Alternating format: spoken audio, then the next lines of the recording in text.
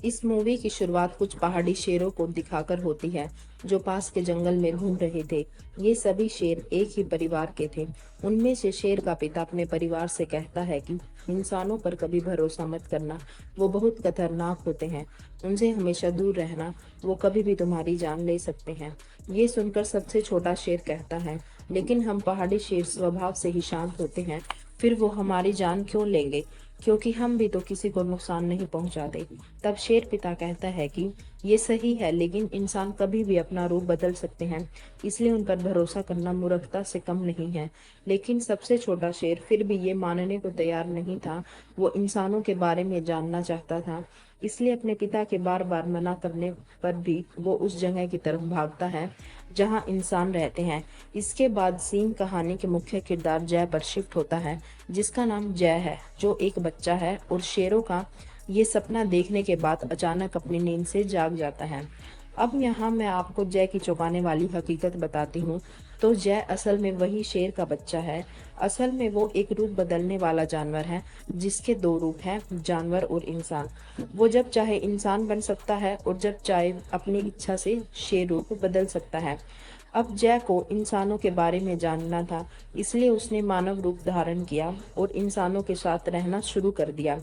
और तब से वह अपने शेर परिवार से अलग हो गया। उसे यह भी नहीं पता कि उसके शेर माँ और पिता कहाँ रहते हैं। जब वह इंसान रूप में आया तो इस परिवार ने उसे अकेला समझकर अपना लिया। वह सालों से यहाँ रह रहा है, इसलिए वह अपने शेर रूप में नहीं आया।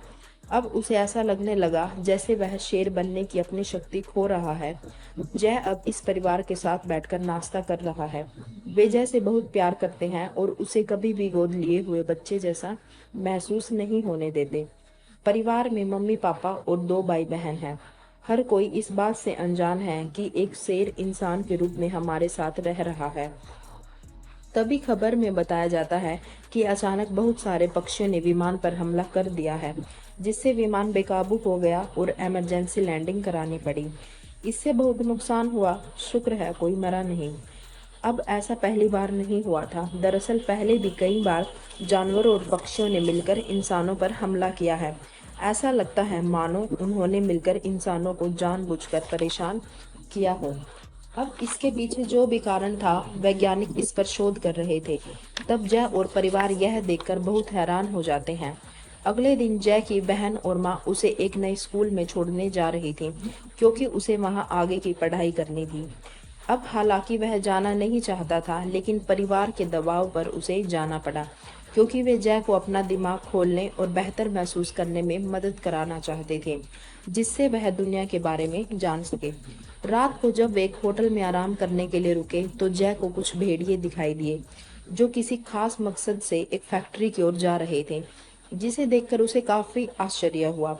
फिर अगली सुबह ये लोग उस हाई स्कूल में पहुंचते हैं, जहां मेंटर जय का स्वागत करती है और उसका नाम पूछती है। फिर वह उसकी माँ को सांत्वना देते हुए कहती है कि अगली बार जब आप जय से मिलने आएंगी तो उसमें काफी अच्छे बदलाव पाएंगी। आपको बिल्कुल भी चिंता करने की जरूरत नहीं है, क्योंकि यहाँ सभी बच्चे एक दूसरे के साथ बहुत प्यार से रहते हैं। फिर यह सुनकर माँ को भी सांत्वना मिली और वह उसे बाय कहते हुए चली जाती है। उसके जाने के बाद मेंटर जय से कहती है कि हमें तुम्हारे बारे में सब कुछ पता है, कि आप इंसान नहीं हैं बल्कि एक शेप शिफ्टर है। और सिर्फ आप ही नहीं, बल्कि यहाँ मौजूद हर बच्चा भी शेप शिफ्टर है। जिन सभी को यहाँ ट्रेनिंग दी जाती है कि वो अपने दोनों रूपों के साथ अच्छे तरीके से कैसे रह सकते हैं। तो बताइए आप कौन से जानवर हैं? अब ये सुनकर जय हैरान हो जाता है कि वो जानती है, इसलिए तो वो बताता है कि मैं एक पहाड़ी शेर हूँ। जिसे सुनकर मेंटर अचानक से हैरान रह जाती है। वो भी खुश हो रहा था, क्योंकि आज पहली बार कोई शेर उनके स्कूल में आया था। तो वो जय से कहता है कि सबको तुम बहुत पसंद आओगे, और वो उसे बाकी बच्चों से मिलवाती हैं। हर कोई उससे बहुत अच्छे से मिलता है, सिवाय एक बच्चे जेफरी के, जो कि एक भेड़िया था। वो गुस्सा हो जाता है और जय के साथ बहुत बुरा बर्ताव करता है। वो कहता है शेर यहाँ क्या कर रहा है, क्योंकि वो पहले यहाँ भेड़िया बनकर राज करता था, लेकिन अब क्योंकि शेर आ गया है और शेर जानवरों का राजा होता है, उसे डर था कि कहीं उसकी जगह उससे छिन न जाए। जेफरी जय से लड़ने लगता है, लेकिन बाकी सभी उनकी लड़ाई रोक देते हैं।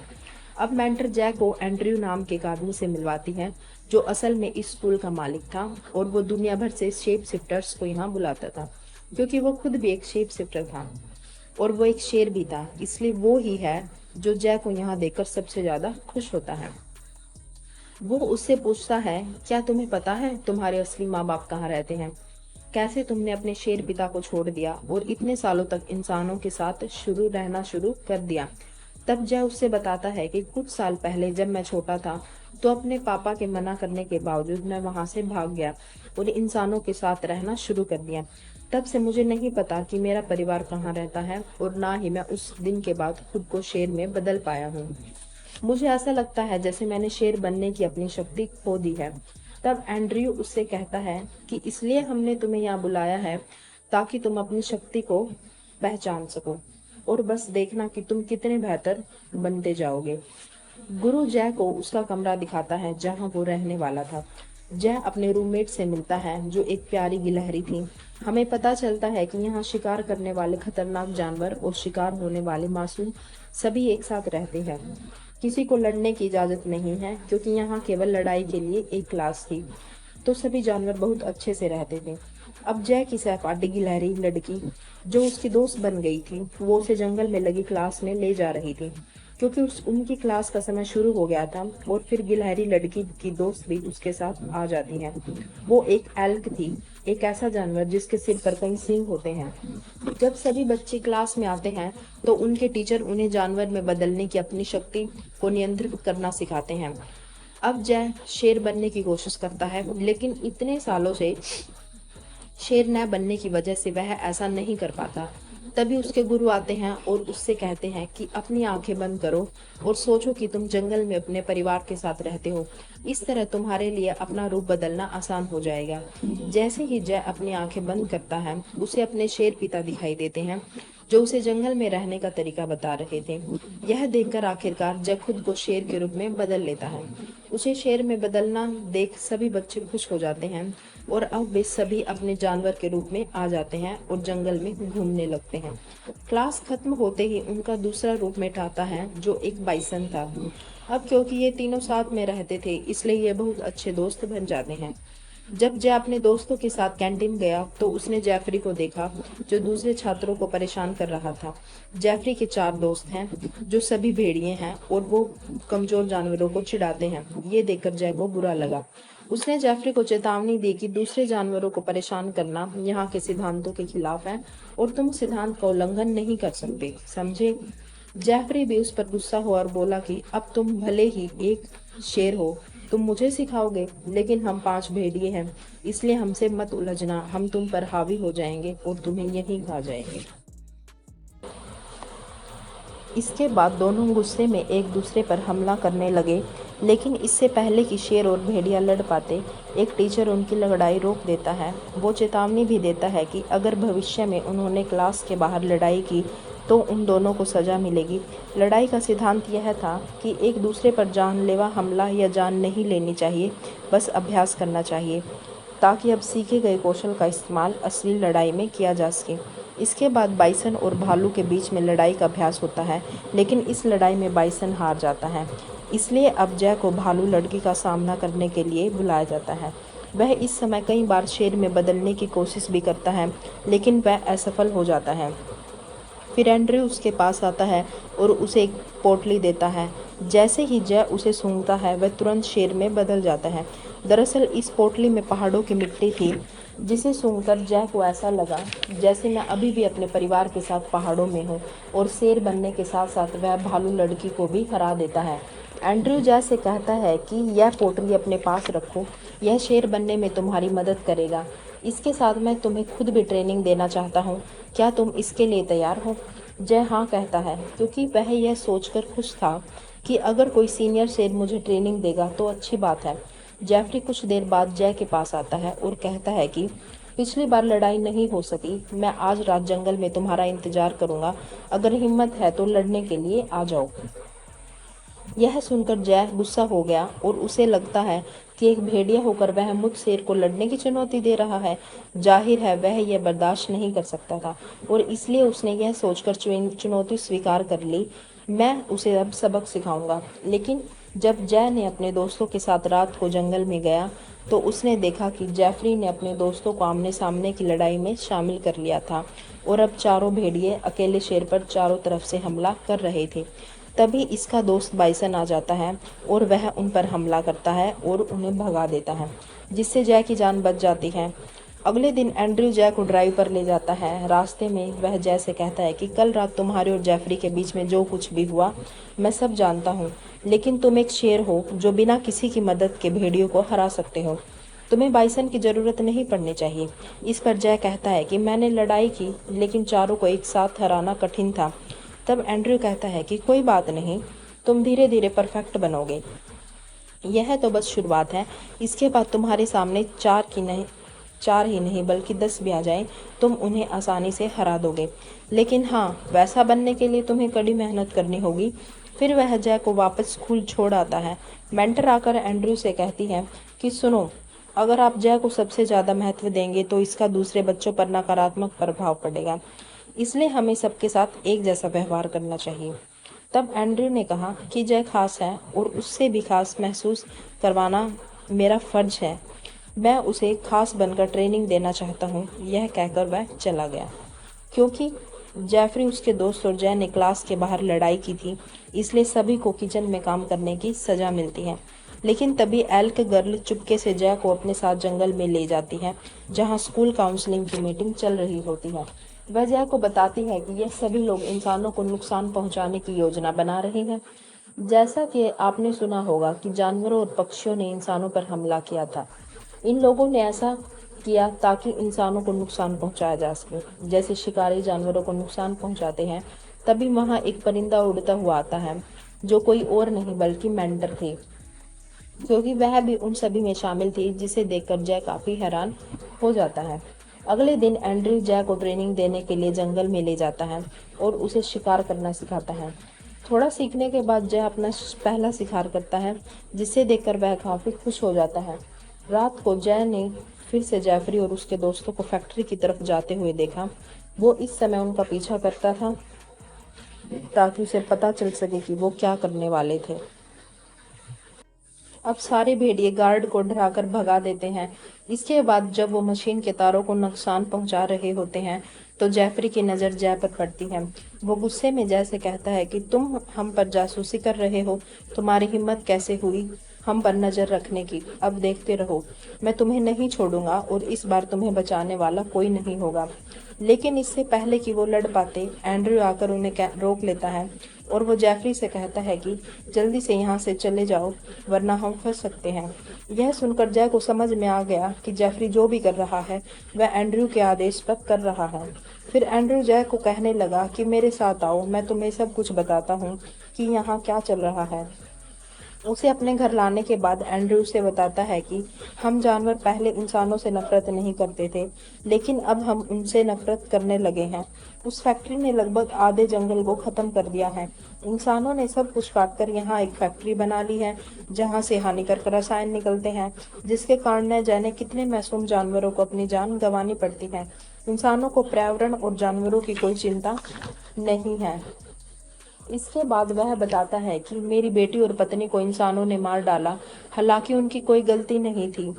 और तो और इंसान समय के साथ सुधरने की बजाय और बुरे होते जा रहे हैं। अब वे पहले से भी ज्यादा जंगलों को नष्ट कर रहे हैं और जानवरों को मार रहे हैं। यह देखते हुए हमने अपनी टीम बनाई है, जिसका मिशन इंसानों को इतना परेशान करना है कि वे अपने घरों में शांति से न रह सके, ठीक वैसे ही जैसे वे जानवरों को जंगलों में नहीं रहने देते, जो हमारा घर है। मैंने तुम्हें इस मिशन के लिए ही यहीं बुलाया है, क्योंकि तुम बहुत खास हो और मुझे यकीन है कि तुम हमारा साथ जरूर दोगे। फिर हम इंसानों को भी दिखा देंगे कि हम क्या हैं और उनकी औकात क्या है। अब ये सुनकर जय एकदम हैरान हो गया। वो तुरंत जवाब नहीं देता, बल्कि कहता है, मुझे ये तय करने के लिए थोड़ा समय चाहिए कि मुझे तुम्हारी मदद करनी है या नहीं। एंड्रयू ने भी कहा, ठीक है, लेकिन जल्दी से जवाब दो, आगे एक बड़ा मिशन है जिसमें हमें तुम्हारी मदद चाहिए। अगले दिन जब जय अपने दोस्तों के साथ रेसिंग कर रहा था तो सड़क पर बाइसन एक वाहन से टकरा जाता है। सौभाग्य से कोई मरा नहीं। पता चलता है कि यह वाहन जय के परिवार का था, जो उसे मिलने आए थे। उन्होंने अंदाजा लगा लिया कि जय यहाँ बहुत खुश है वे जय से कहते हैं कि हम शनिवार को हाइकिंग के लिए जा रहे हैं, तो तुम भी चलो, हमें खूब मजा आएगा। जिस पर वह सहमत हो गया। उसके जाने के बाद उसे एंड्रयू का फोन आता है, जो कहता है, हाँ तो बताओ तुमने क्या सोचा, क्योंकि शनिवार को हम उसी मिशन के लिए जा रहे हैं। क्या तुम हमारा साथ दोगे? जय यह कहकर मना कर देता है, देखो मैं नहीं आ सकता, क्योंकि मैंने अपने परिवार के साथ जाने का प्लान किया है। यह सुनकर एंड्रयू बहुत गुस्सा हो जाता है और कहता है कि पहले तुम सोचो कि तुम इंसानों के साथ हो या जानवरों के साथ हो। जब वो एक जगह पर थोड़ा आराम करने के लिए रुकता है, तो वहाँ कुछ शिकारी आ जाते हैं, जो ड्रोन की मदद से जय को देखते हैं और उसे मारने के लिए कुत्ते छोड़ देते हैं, क्योंकि उनकी योजना थी कि ऐसा करने के बाद हम जय को अपने साथ ले जाएंगे।